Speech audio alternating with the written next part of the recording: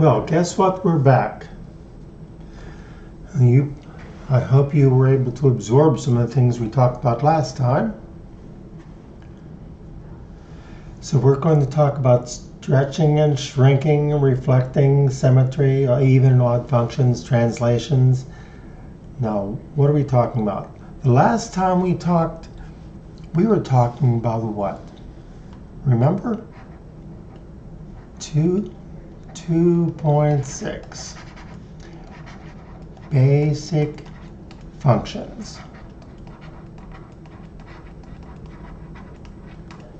For example, we had the squaring function. We'll use that as our example. That's a parabola. It looks something like this. Now that's the basic one. This is like a starter.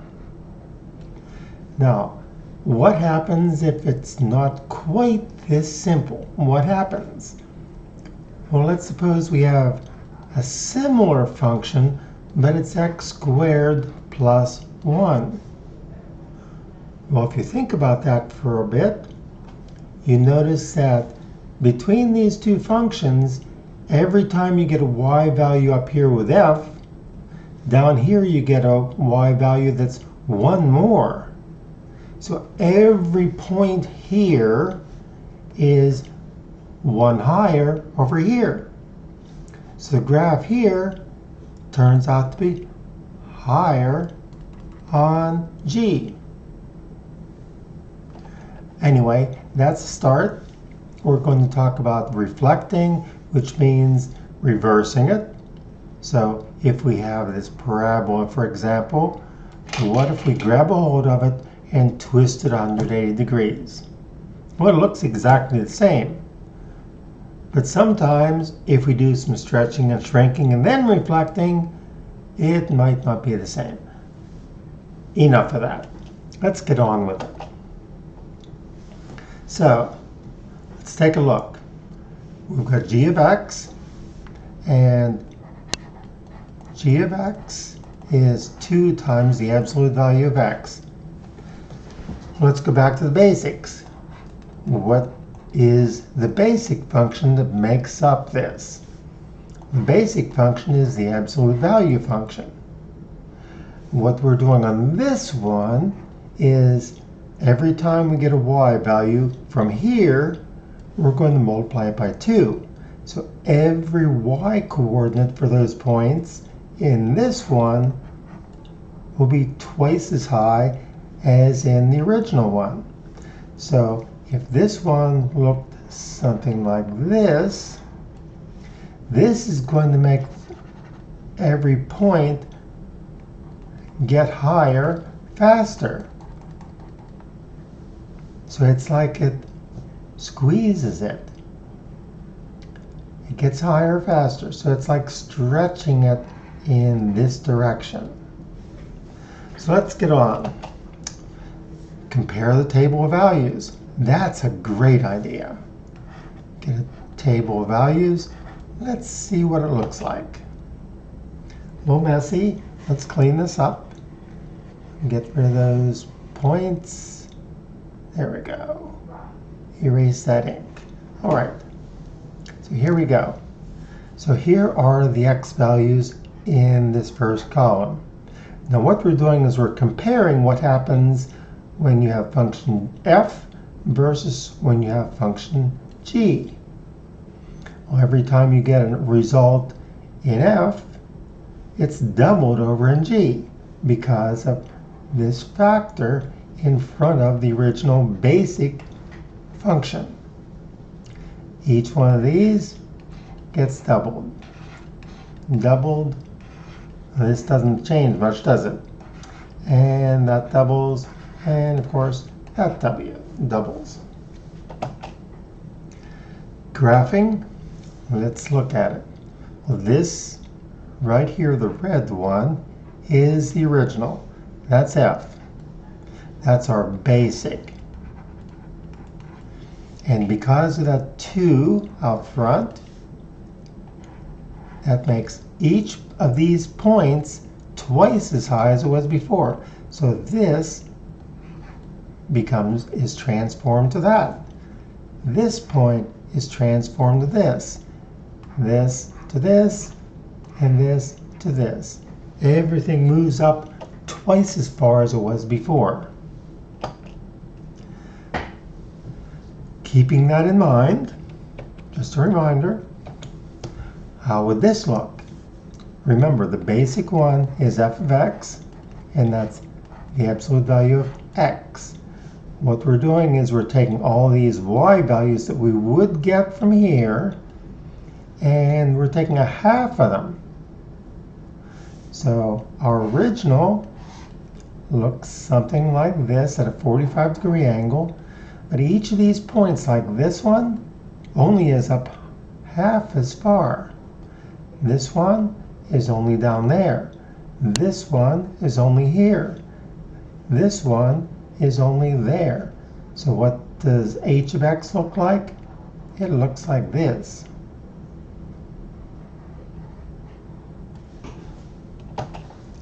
A picture will tell you a little bit more. So what we're doing is we're shrinking it. We're making it, it's like we grabbed a hold of this original function and squished it down with our hand. Here are some points, just like we did before. Same points we had before, 2, 1, 0, 1, 2. Those are the values we get with those values of x. Over here at h of x, each one of those is half what it was before. There's the graph. Here's the original.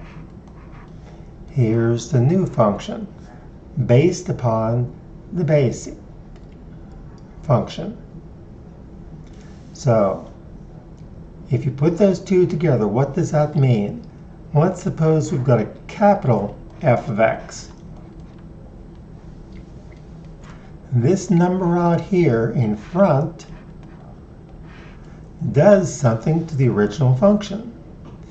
If this number right here is bigger than 1, let's call it a.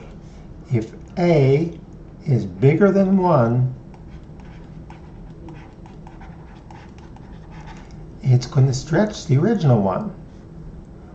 What if a, of course, is bigger than 0? 0 wouldn't make sense. What if it's between 0 and 1? In other words, you can think of it as it's only a fraction of what it would be with the basic. Instead of stretching it, it shrinks because of this number outside. So you start with the basic function and you put a number as its coefficient. If that number is greater than 1, it's going to stretch. Imagine grabbing at yourself and pulling upward. That's what happens. If you have this number between 0 and 1, let's say 1/6, for example. Put that 1/6 out here. Then what you're going to do is you're going to shrink it. It's like you grabbed a hold of it and squished it downward. And that's what you see here. Here's our original function. It looks normal, 45 degrees. After putting that coefficient of 1/2 outside, everything gets lower than it did before. It's like some giant stepped on it. And what about this one? Notice that this isn't quite the same. The 2 is inside. But let's see what we can do. Maybe we already have enough information. We can actually get something from this. So there's a property of absolute values that says the absolute value of a product is the product of the absolute values. So here we have the absolute value of 2x. We're going to take that absolute value of 2x and split it into two parts. This part, since the 2, the absolute value of 2 is 2. So we end up with the one we had before. That's very handy. So use those properties. You need to know the properties so you can figure out what's going on with some of these basic functions after they've been adjusted, let's say. So the graph is exactly the same because we know the properties of absolute values and other things too. So here's a summary. If a is greater than 0, and that's important right now because we want to keep it as simple as possible. If a is bigger than 1, we're going to stretch the original basic function. If a is a fraction between 0 and 1, then it's going to shrink it. It's going to squish it. Now, how about the other direction? Horizontal stretching or shrinking. Well, that happens when we have something like this. Here's our original function. You got some basic function right here, and what we're doing is we're putting a number inside with the x. Now, what does that do? If the number is between 0 and 1, if it's a fraction, you can put it that way, then this new function is going to be stretched. So instead of this, imagine you grabbed a hold of these two ends and stretched it left and right. So it ends up being like this if the number is between 0 and 1, a fraction. This is your basic, and this is the new function, like that. That's if that number is inside. And vice versa, if a is greater than 1, then the horizontal is shrinking. So here's the original. This one maybe looks like this. What does a number inside there greater than 1 do? Well, it shrinks it, so these two get squished together. Next, reflecting. Well, that's a bit like what you think it is, except we're going to reflect across lines. Reflecting across a line. Quite often, it's across the x-axis or the y-axis. So, just for a quick example, we'll probably use this one again. Let's use a parabola. The parabola or the squaring function look like this. If we're going to reflect it across the x-axis, that means we're going to take this part right here, grab a hold of it on both ends, and flip it so that it ends up being like that. That's reflecting across the x-axis. Well, what happens if we do it the other way? Here's our parabola. Well, what if we use this axis and twirl it left to right? What we end up with is the same thing, because the right side and the left side are mirror images of each other. That's reflecting. And in this case, it was the y-axis we were reflecting across. Here, it was the x-axis we were reflecting across. How about the graphing? How does this go? Well, first of all, let's look at the original function. Which one is that? It's the square root function. That's the original. And what we've done with this one is we put a minus sign out front. Out front, not inside, but out front. What does that do? It takes all the y values you had before and make them negative. So everything that was on the top is on the bottom. Everything that would be on the bottom is on the top.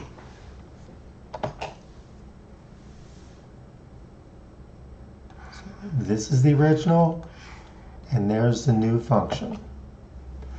There are some points. Now, notice that we used 0, 1, and 4 because they make this come out nice and even. That just helps a little bit. You could go on and use 9 and 16 and so on and get more points. So what you get, here's the original. This is the original function right here in red. By putting this negative sign out front, you flipped everything around the x-axis. So everything up here gets dropped down here.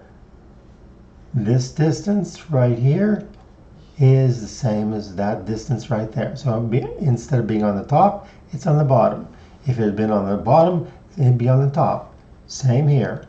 Same distance here, only instead of on the top, it's on the bottom. So you can create new functions just by putting numbers in various places. Put numbers in front, a negative sign in front will reflect. Put a negative sign in here. Oh, we're getting ahead of ourselves. That's this one. What does this one do? Well, first of all, it takes the number before the square root gets a hold of it and takes the opposite of it. Now, what does that mean? For this, we could only use non-negative numbers in here. X has to be greater than or equal to 0. Now, if we're going to take the opposite of it, then that means these numbers, these x's, will have to be less than or equal to 0 because we're going to take the opposite to get a positive, and then we'll take the square root.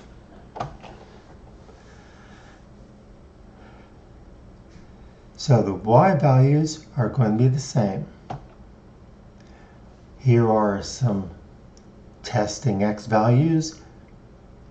For the square root of x, you can't have negative values in there because that's undefined for the real numbers. You can't use that, so we'll throw those out. We can use 0, we can use 1, we can use 4. Now, when we go to this new derived function, where you take the opposite of x before you take the square root, you can use 2, you can use 1, you can use, you can use a negative 4, you can use a negative 1, because you're going to take the opposite of it and then take the square root. So negative 4 in there for this one, you have the square root of minus x. And if you're using a negative 4, then this becomes the square root of 4, which is 2, and there's our y value. For example, if you had a negative 9 for x, then for h of x, or let's say h of negative 9, you'd have the square root of negative 9. What do you have inside? You really have a 9, which is 3. So for this h of x, if you have a negative 9 here, then this will give us a 3 for x. So in essence, what this does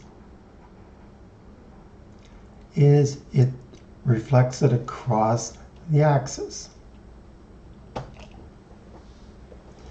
So here's the original one. Here's the square root. You should be familiar with this one because it's one of the basic functions. Putting the minus sign in here. Now remember, if we put a minus sign out here, like we did just a few moments ago, this turns it upside down. But what we're doing now is we're putting the minus sign inside, and that flips it left to right.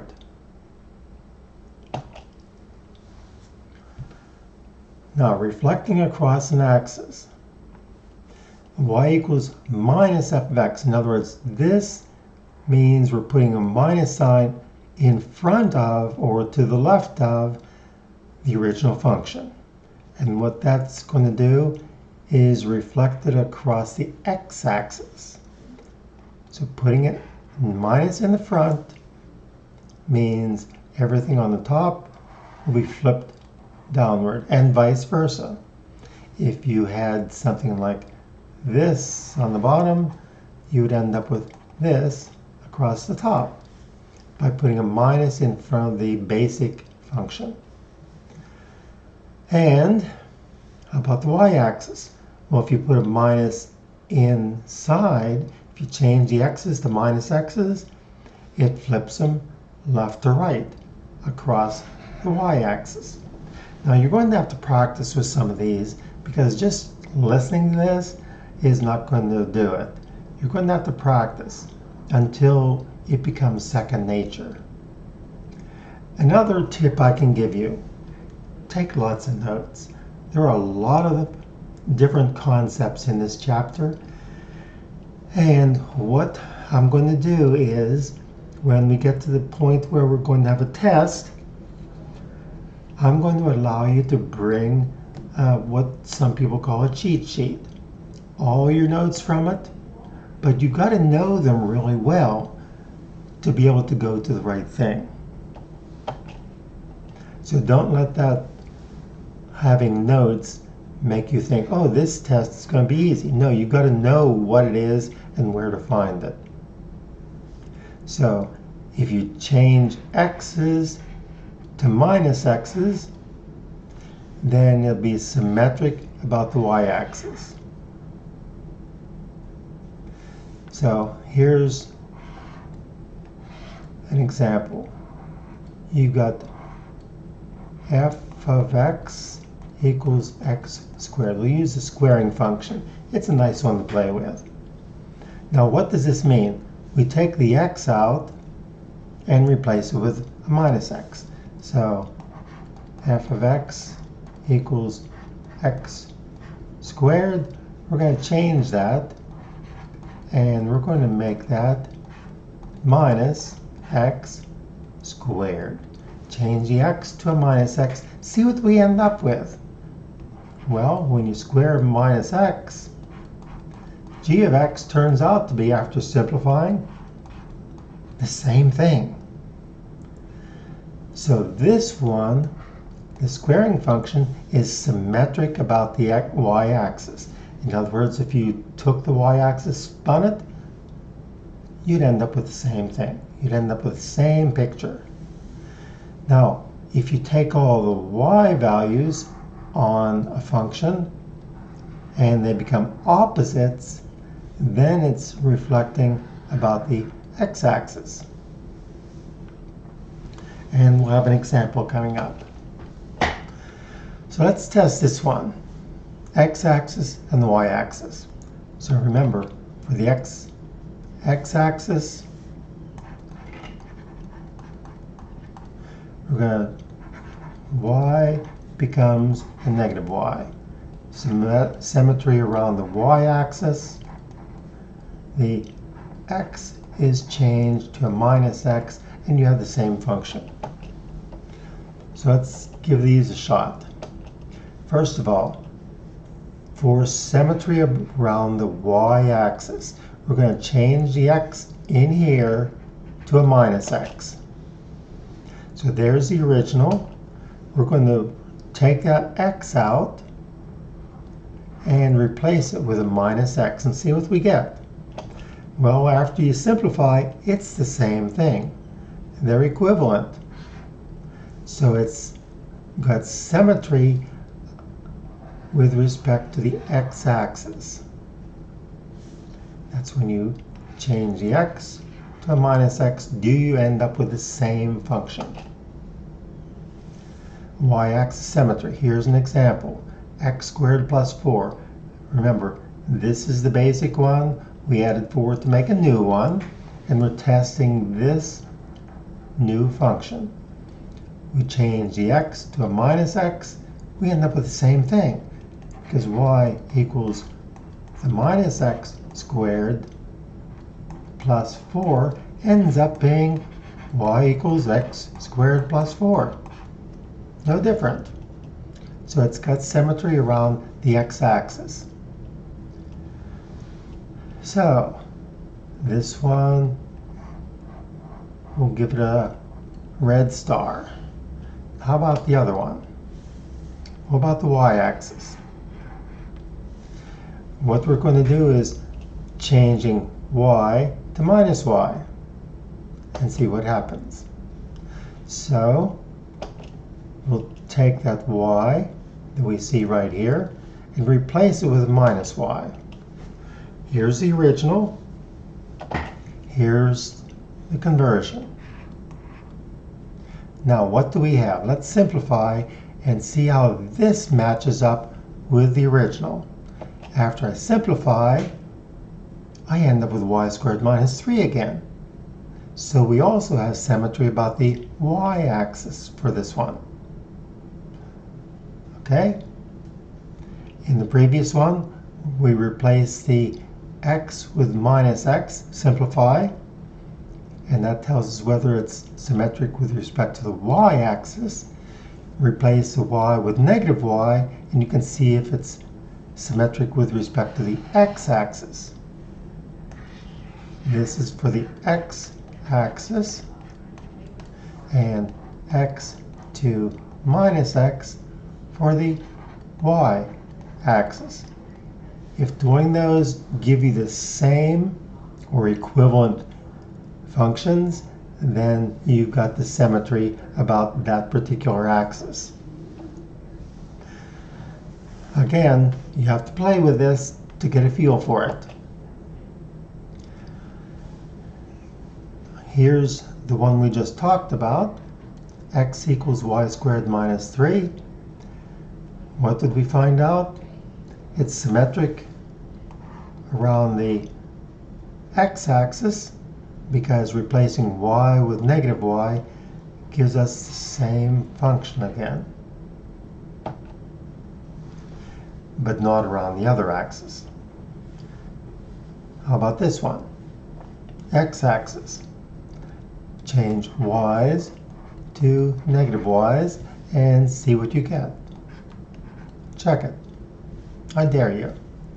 For the second one, for the y-axis, you'll change x's to minus x's and see if you've got the same equation.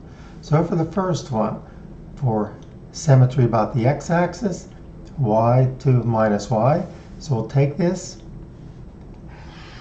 and that doesn't change the x, so we'll have x squared plus, and the y changes to a minus y. That gets squared because you had y squared, now it's negative y squared, and that's equal to 16. Simplify, what do you have? X squared plus y squared equals 16. Hey, same thing. So it is symmetric about the x-axis. Now about the y-axis. We're going to take this again, but we're going to replace x with minus x. So this x becomes a minus x. Oops. Try again. The x that was squared becomes minus x squared. We don't touch the y for this one. And simplify and see if it's any different. Well, we get x squared plus y squared equals 16. Same thing. So we've also got symmetry about the y-axis. Both ways. In fact, if you actually could graph that, if you're careful you can in your calculator, but it's a little bit tricky. What it really is a circle. And what we're saying is symmetry about the x-axis. If we take this circle and spin the x-axis halfway around, we end up with the same circle. If I take that same circle and spin it around the y-axis, we end up with the same thing. That's what we're talking about. That's what the symmetry is.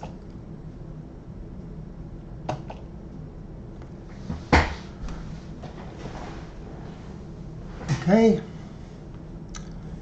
x-axis and y-axis. We've finished that one. Okay, here we go. X-axis. So x-axis, we're going to change the y to a minus y and see what happens. So we won't touch the x. We're going to change this y to a minus y and see what we've got. We've got 2x minus y equals 4. Is that the same thing? Well, if you're not quite sure, solve this for y. You'd have y equals minus 2x plus 4. Solve this one for y. You'd have y, with y on that side, 2x minus 4. Not the same. So it's not symmetric about the x-axis. How about the y-axis? For the y-axis, we're going to change x's to negative x's and see what happens. Now here's the original, 2x plus y equals 4, and we're going to make this swap. So 2x becomes negative x, leave the y alone, and see if we get the same thing. Well, simplify this, we've got minus 2x plus y equals 4, and I think you can tell this and this are not the same line. You can try graphing them and see. That'd be a good check. I'll let you do that. Either pause it or do it later.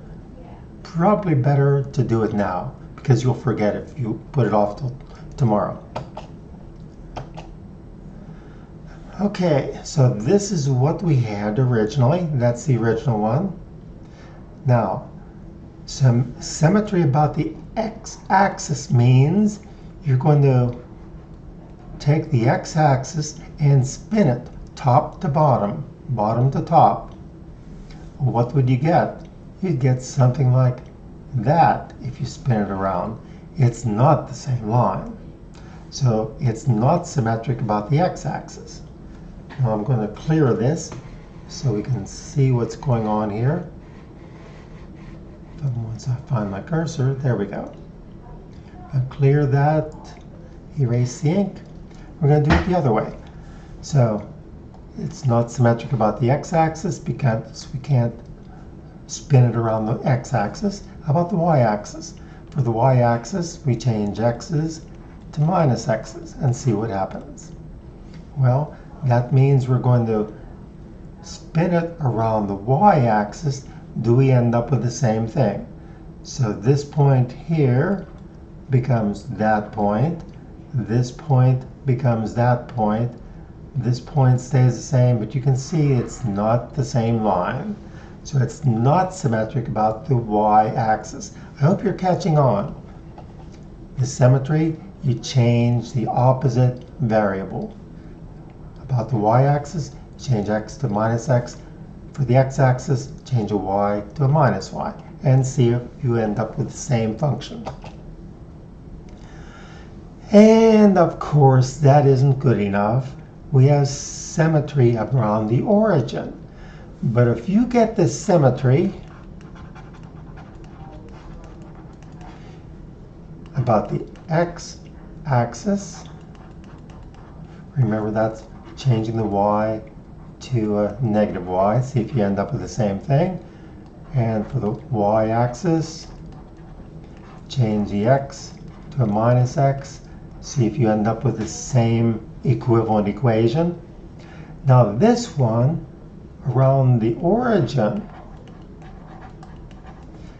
what you'll do is you'll take the x, change it to a minus x, and you'll take the y and change also that one to a minus y.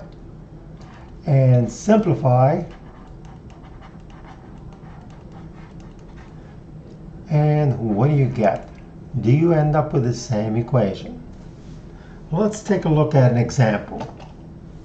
So we want to know about the symmetry about the origin. So what we're going to do is we're going to take the x in the equation, or x's. We're going to change those to minus x's, and we're going to change every y to a minus y. Okay, let's get to work. So this becomes negative x squared. this becomes negative y squared, and 16 is, of course, unaffected. Simplify.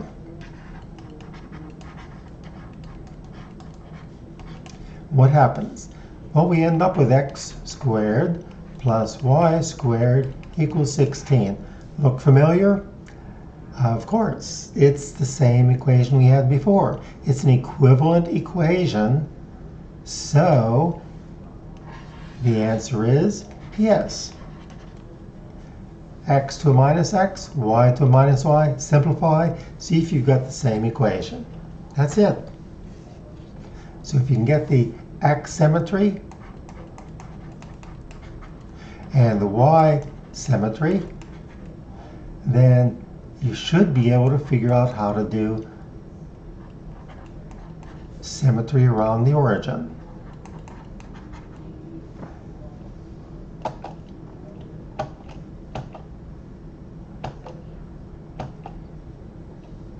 And we're good. How about this one, around the origin? So what are we going to do with this one? We're going to take the x, make it minus x. We're going to take the y and make that minus y and see what happens. So the y becomes minus y. The x, which was cubed, we're going to cube the minus y, minus x, and see what we've got. We've got minus y, and that's okay. And when we cube this, we get minus x cubed. Well, this doesn't look like that, but wait. If I multiply through by a negative 1, what happens? That's legal. That's the same thing as the original. So it does have symmetry around the origin. X to minus x, y to minus y, simplify, see if you've got the same or equivalent equation.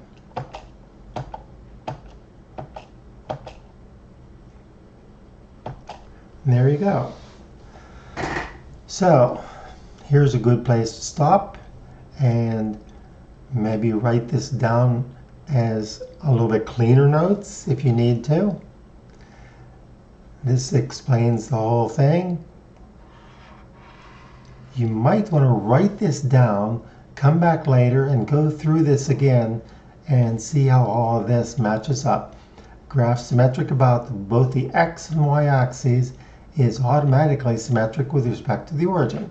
So if you've got x symmetry plus y symmetry, you automatically have symmetry about the origin.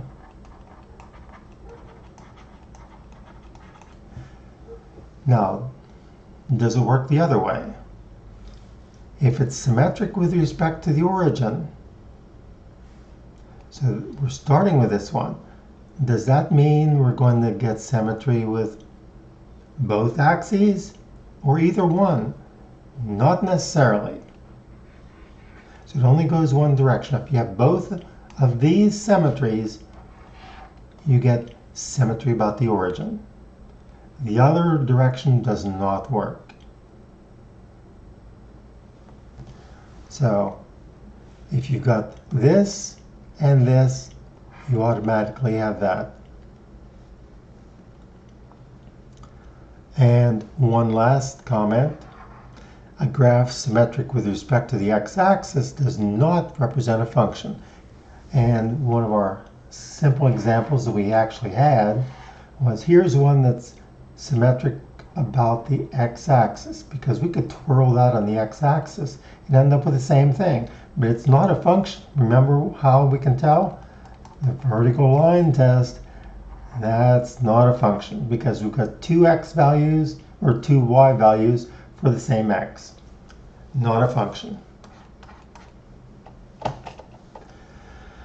And we've got a nice summary here, nice pictures. This is really good about the x-axis. So imagine twirling the x-axis, you end up with the same thing.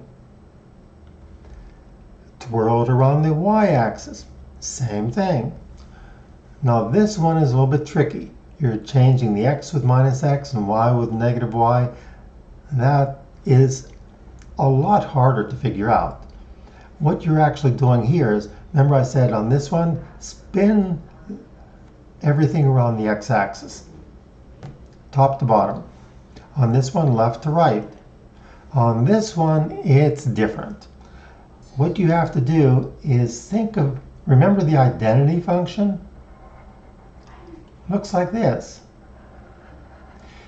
If you take this line right here and spin your graph around that, do you get the same thing? Okay, moving on. Even and odd functions. Now, if you've done a pretty good job so far, and you might have to take this in parts because there's a lot in this section, really, honestly. If we were doing this in class, there's no way I could describe all this in one time. That's why you can see this is getting a little bit long already. So even and odd functions. Very easy. If you can take the x and replace it with minus x, do you end up with the original function? Take the x, replace with minus x, do you end up with the same thing? If that's the case, then you've got an even function. If instead you take the x and replace it with minus x, and what you end up with is the opposite, or the opposite sign of that function, then it's an odd function. So let's take a real quick example here. Let's suppose f of x is x cubed. Okay, that's a good one.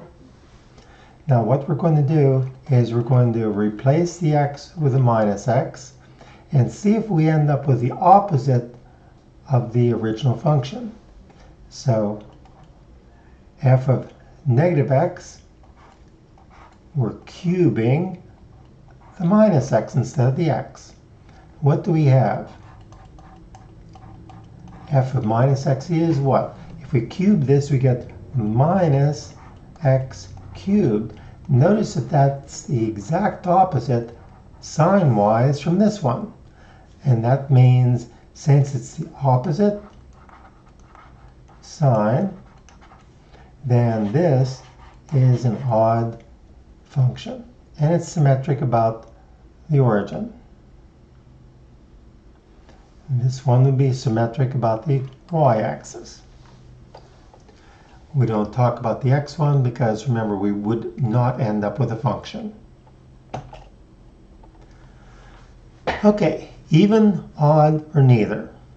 Let's see. Let's check for an even. We're going to change x to a minus x and see if we've got the same function.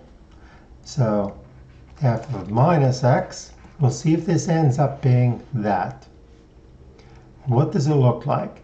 8. Now instead of x, we've got minus x, and that's the fourth power. We're taking the x's, changing them to minus x's. That's all. Real simple. Minus 3, take out the x, replace with minus x, that's a squared, and we've got 1 out here. Okay, simplify. What do we really have? Do we actually end up with the same function? There's f of minus x. Now this gives us x to the fourth again. So we've got 8x to the fourth here. Here we've got x squared, so we'll have minus 3x squared. It looks good so far. Plus 1. Well, what do we have, folks? A little bit messy. We've got the same thing. What does that mean? It's even for sure. Because we replaced x to minus x, and f of minus x is the same as the original function. So even, yes, it's even. Let's see if it's odd. Well, okay, let's see if it's odd. So to decide whether it's odd, we're going to go back here a sec. Oops. If it's odd, we're going to see if we end up with the opposite of what we had before. Well, if we look back here, did we end up with the opposite of what we had before? No, of course not. We ended up with the same thing that we had before. So odd, no, because this isn't the opposite of the original function. So that's our answer. Neither did not apply because it was even. Okay, how about this one?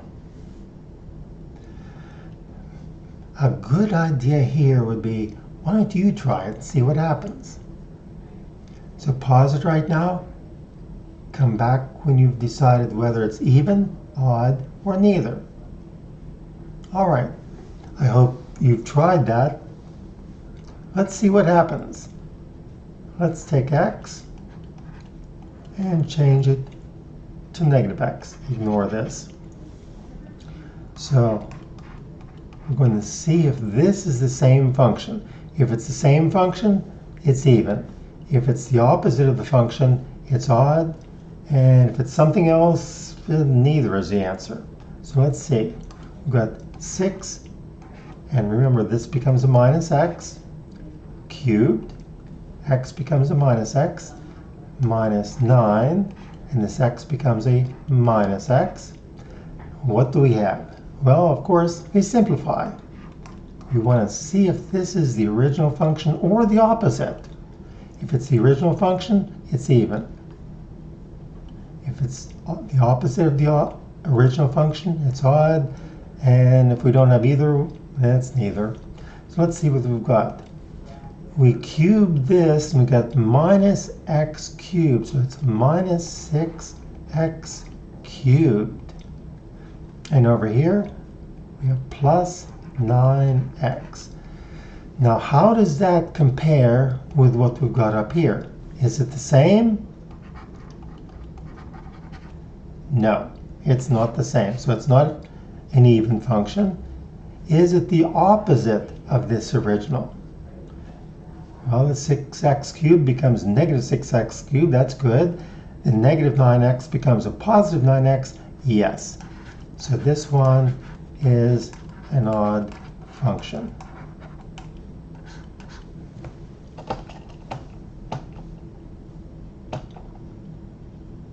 How about this one? Even.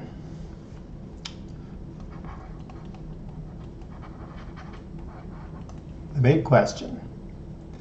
If I replace these x's with minus x's, see if we end up with the same thing.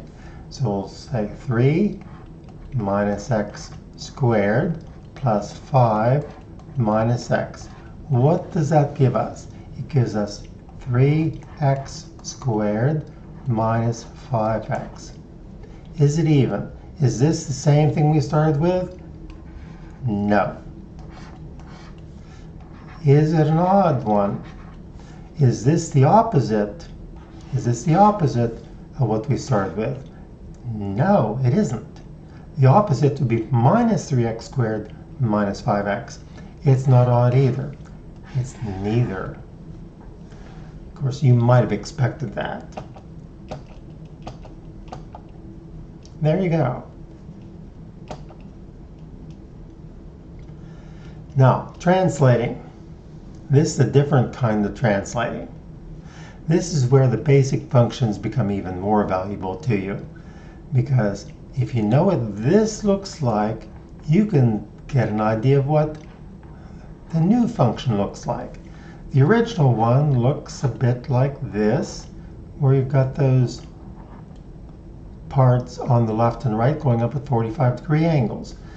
Now this minus 4 says when you're finished getting the absolute value of x, subtract 4 every time.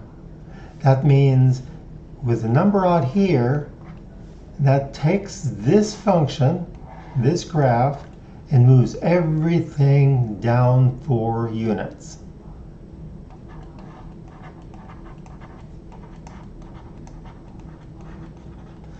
So, you feel strong today? Grab the left and the right hand side with your hands, pull it down, and what does it look like? The new function, g of x, looks like that. So the thing to remember is, the number out here tells you whether to move it up or down. And the sign really tells you. It's straightforward. Minus, you move it down that number of units. If we had a plus there, it means take this and move it up 4 units. Very simple, yes. Of course, always check some x's, and do like I do. Use some negatives, 0 usually if possible, some positives, and graph these.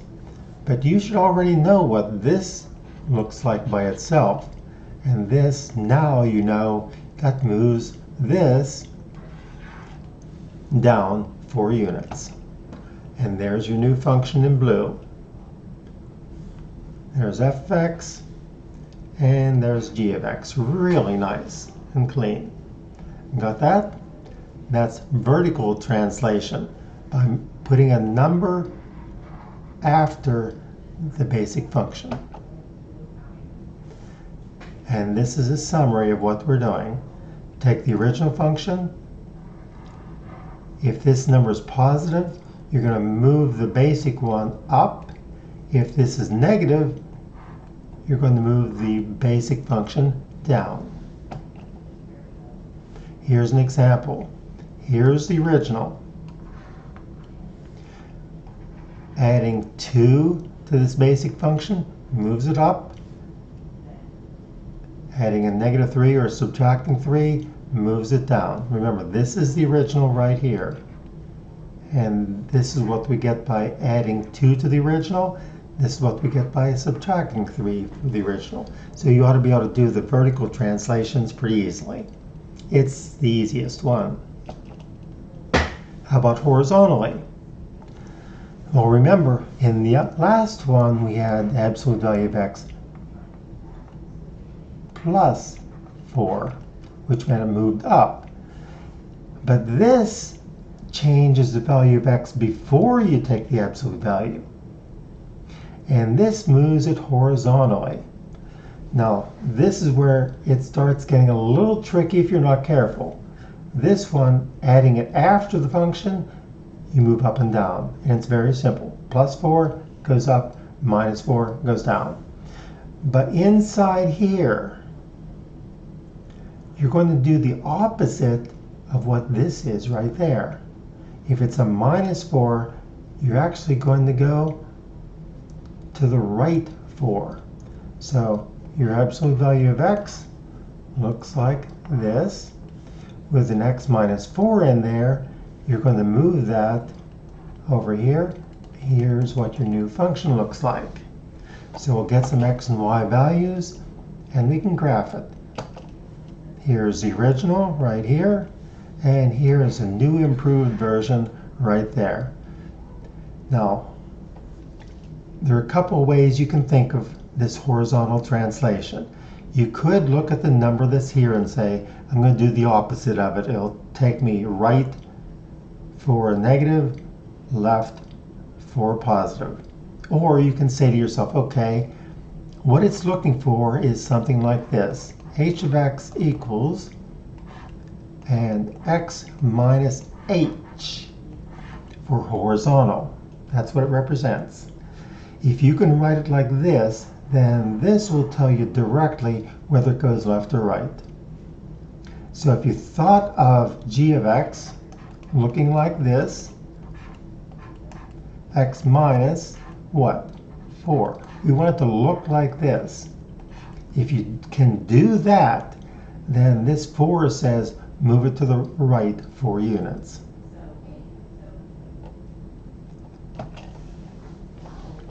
So here's a summary of the horizontal translation. If you can write it like this, then this will be left or right, positive or negative, the way you normally think of it. Or if you wish, you can think of this as whatever this sign is going to, the number that you get right here is going to be the opposite, tell you the opposite direction from where the original function took you. Here's a picture. Here's the original one. And it's an interesting one. Nice curve. If we put a -3 inside, now remember, we're thinking of x minus h, so it's going to do the opposite of what we might think it did. Instead of going negative or to the left, it's actually 3 to the right. And this one, because it's positive, you're going left 2 units to end up with this one right here. This one with an x minus 3, and this one with an x plus 2. Whichever way you do it, just make sure you stick with it and don't try to go back and forth between the two. You want to make sure you've got it straight. As I just said, horizontal shifts, lots of chances for errors. You really have to get this straight.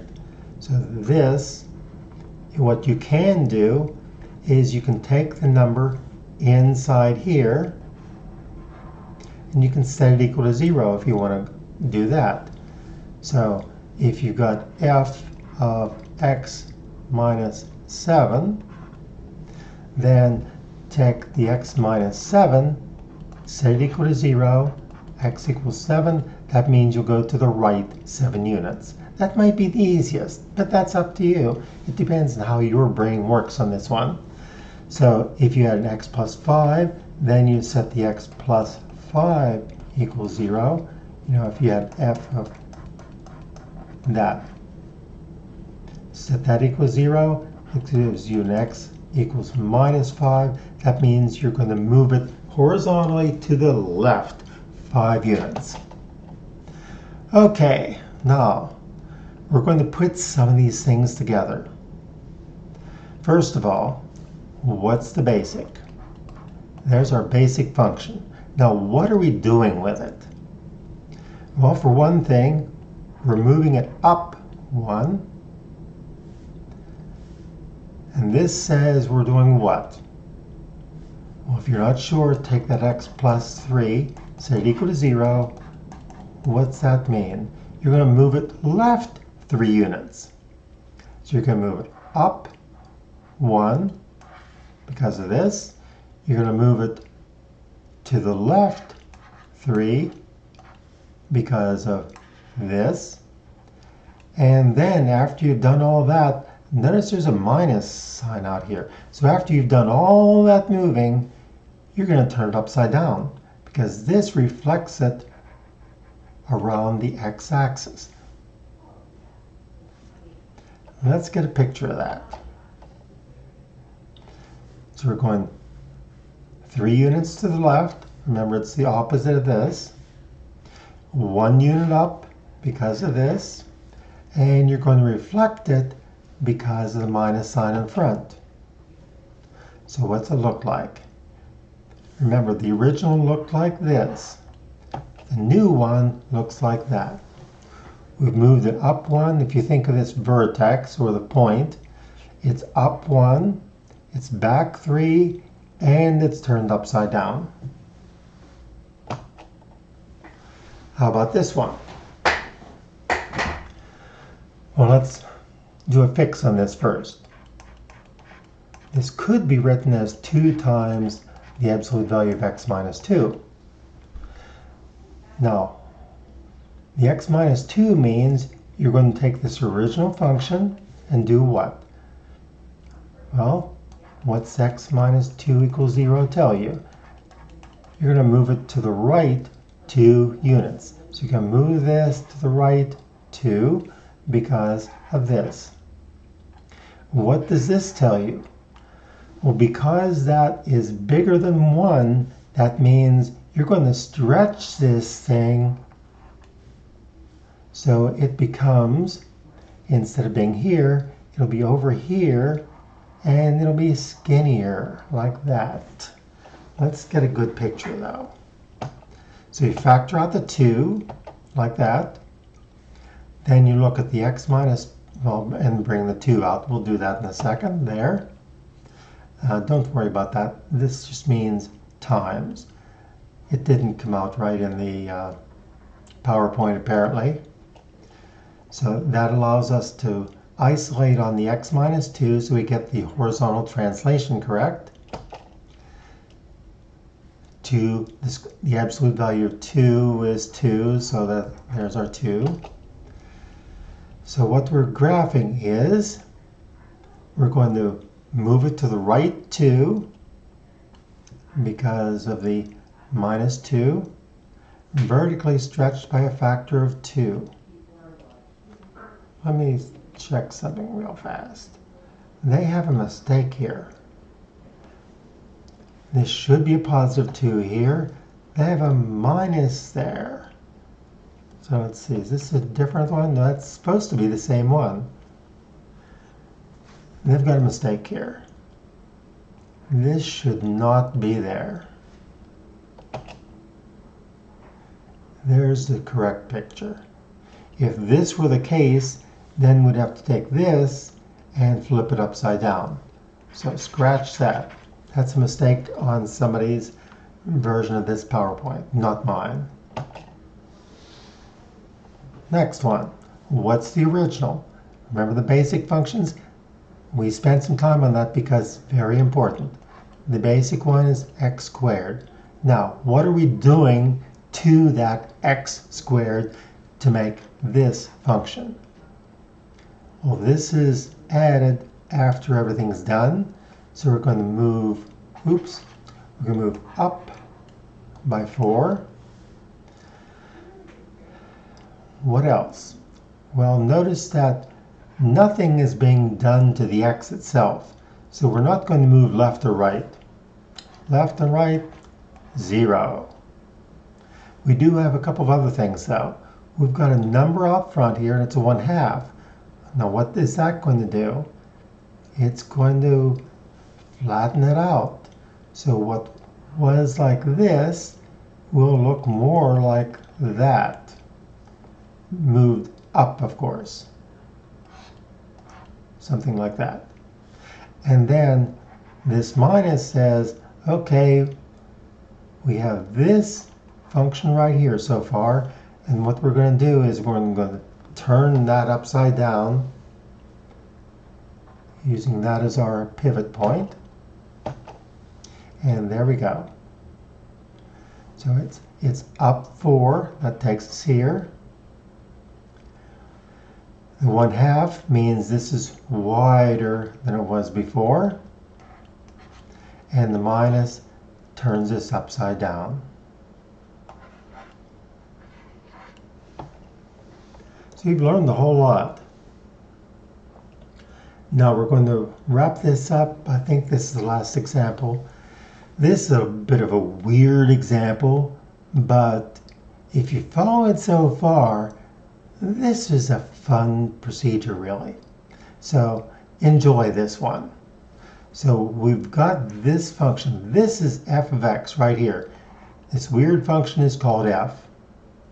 Now what we're going to do is make some translations. So what do we get here? I copied this one here so you can see the original.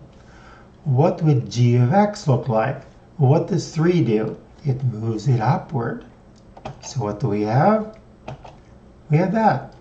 Just take this, grab a hold of this, move it up 3, and here's our g of x graphed. Next, here's our original function again. Copy over here. If I do this to it, if I replace the x with x plus 3, what does that do to it? Well, x plus 3, let's see what that does. it's going to be horizontal because it's inside. So I'm going to take the x plus 3, set it equals 0, because I'm not sure, and that's negative 3. So that means it's going to be moved back. So we're going to grab a hold of this and move it back 3 units. And there we go. Back 3 units. Let's take this a little bit further. Here's our original function. We're going to do 2 things to it. What does the 3 do to this graph? It's going to move it up, right? It's going to move it up 3. And what's this going to do? Well, check. It's going to be horizontal, change. So we'll do x minus 2 equals 0, x equals 2. That means we're going to move it to the right 2 units. So up 3, to the right 2, and we'll get our new graph. Can you see? We moved it up 3. So if you look at this point, for example, move that up 3, and you end up here. And you can look at some of the other points. Up 3, and what else? To the right 2. So this is 2 units to the right. Okay, got that? This will move it up 3. This will move it to the right 2. And we get that by setting the x minus 2 equal to 0. That's the easiest way to do it, I think. And last, I think, we're pretty close to the last. Since we've used f, g, and h, usually what mathematicians do is they go back to f again, except they make a capital F instead. So our new function is the opposite, the negative of the original one. What does this do to that original graph? The negative out front. What does that do to the original graph? Well, what does it do? It turns it upside down. It's reflected across the x-axis. Every y becomes its opposite. If y is 7, it becomes negative 7, and so on. And there's our new one.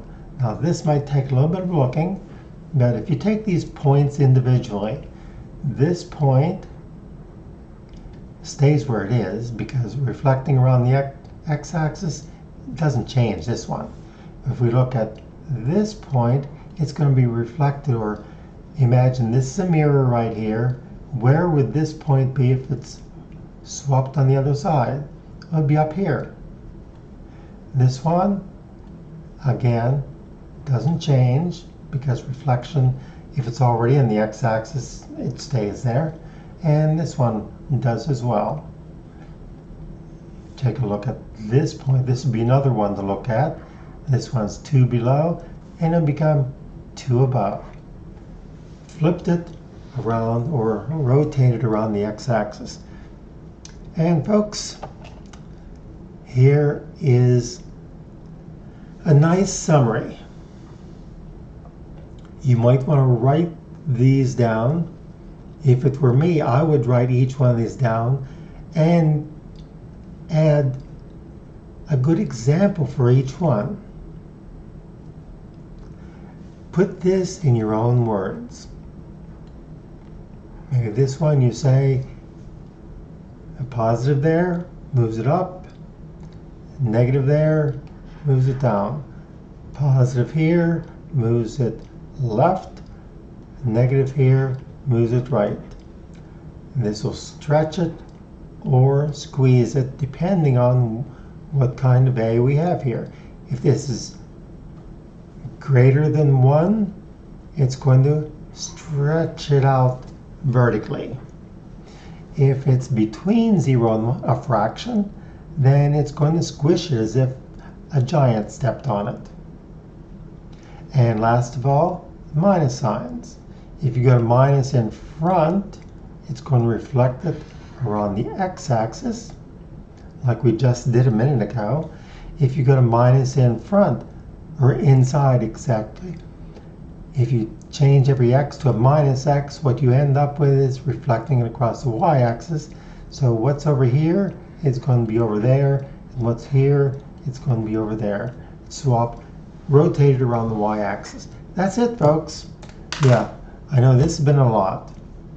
Make sure you've got good notes. You might want to watch this a couple of times, really. And make sure you practice. Bring your questions into class. If necessary, we'll take 2 class periods to discuss your questions.